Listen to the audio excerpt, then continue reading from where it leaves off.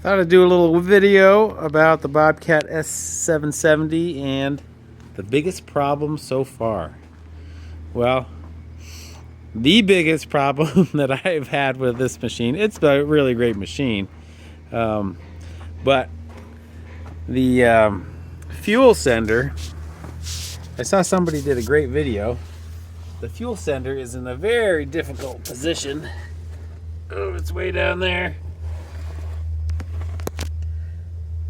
Anyways, it's really a tight spot to get to, and I had to take the fan out for space, so that didn't seem like a problem.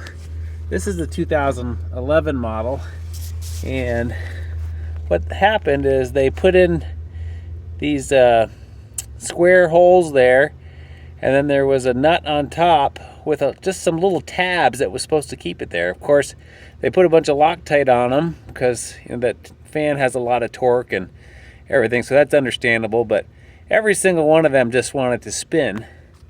So instead of it being a 2-hour job, now we're dragging into about 5 days here. Not continuous, but very frustrating for someone that doesn't have a shop and doesn't have, I'm not really a mechanic, you know. So I had to take out the hydraulic reservoir and the filter to get it, the one that was down there.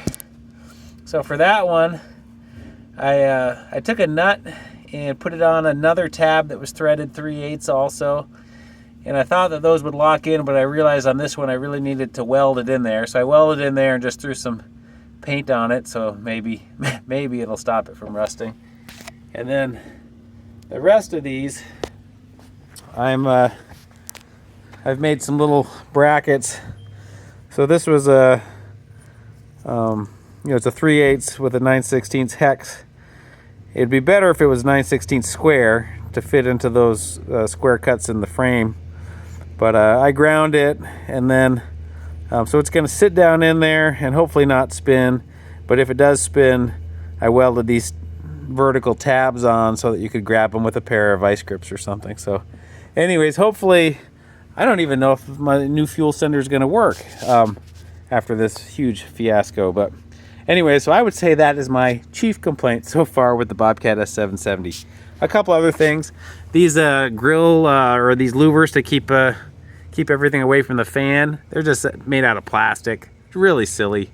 I mean, the back of a machine needs more weight anyway, so why not make them out of steel?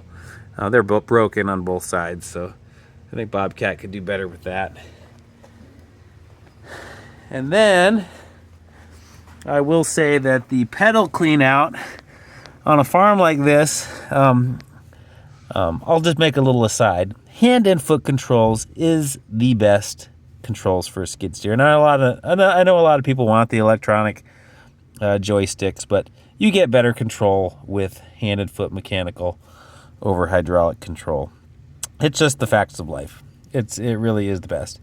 Now, if you're not working in tight spaces, like you're just doing construction or landscaping or something like that, but if you're using a skid steer the way they were designed, you know, in agricultural setting, in livestock barns, in tight spots, I really think hand and foot controls is the best. Now, the one big problem with hand and foot controls is that they fill up with dirt, debris, cow manure, whatever, and in the winter it causes a big problem because it freezes.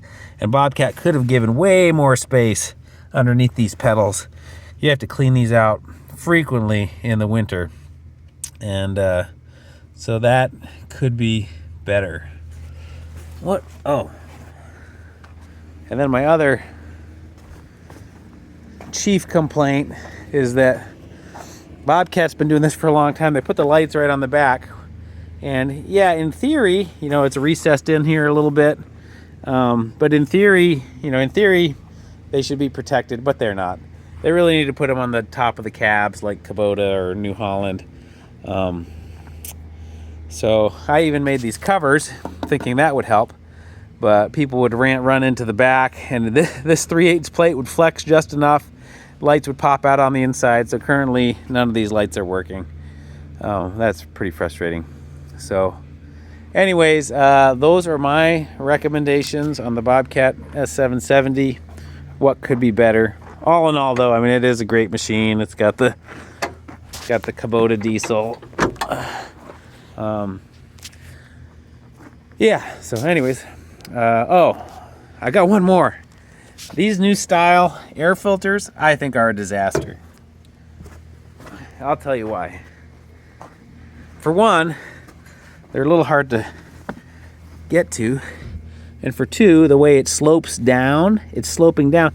So when you start taking everything apart back here and there's all kinds of sawdust and chaff and everything wants to fall into the air filter housing. So I don't like these at all. I'd much prefer to have the round ones that came in the other machines.